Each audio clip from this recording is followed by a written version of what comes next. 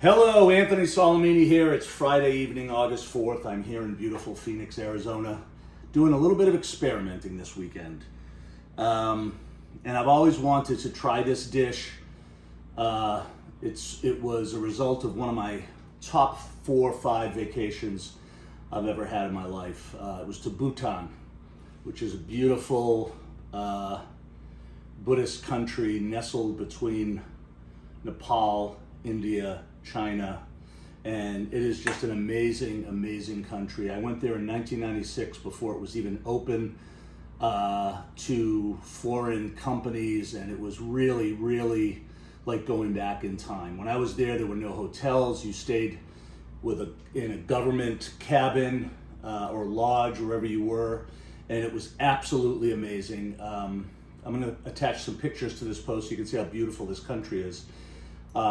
You had to be with the tour guide the entire 2 weeks you were there. You couldn't leave his side.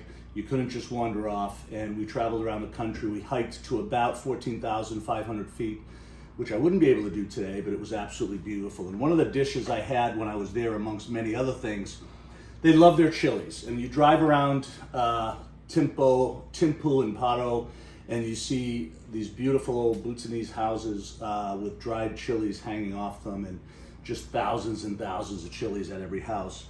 And one of their national dishes is called Ema Datshi.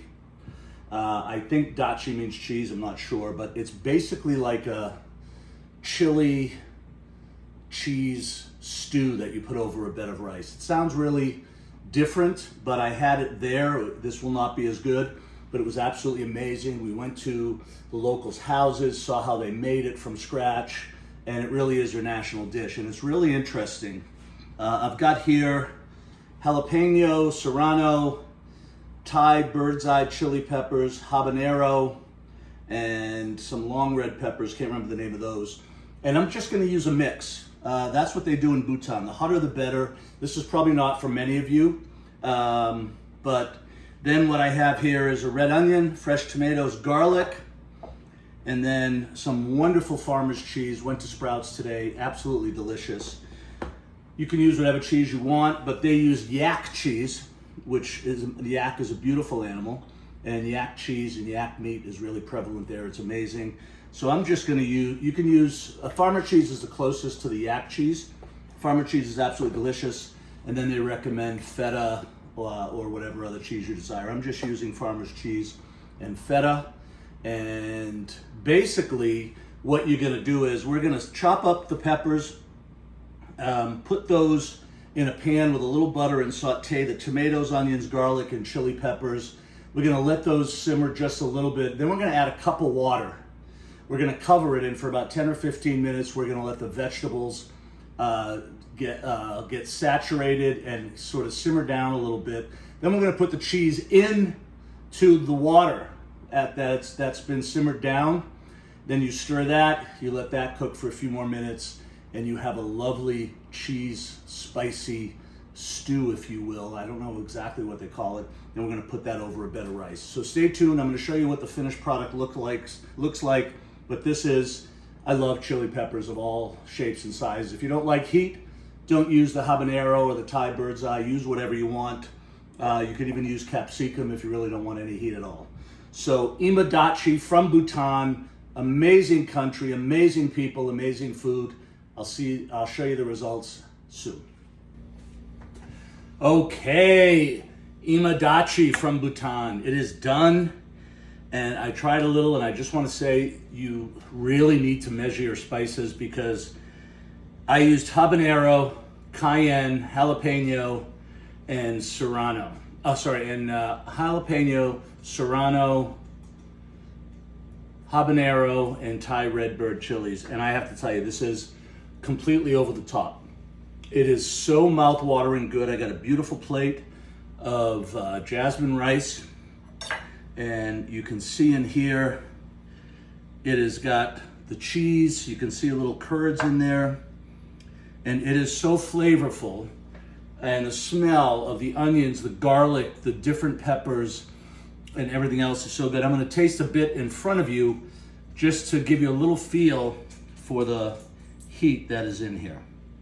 I suggest you mix it with a little rice because it is crazy.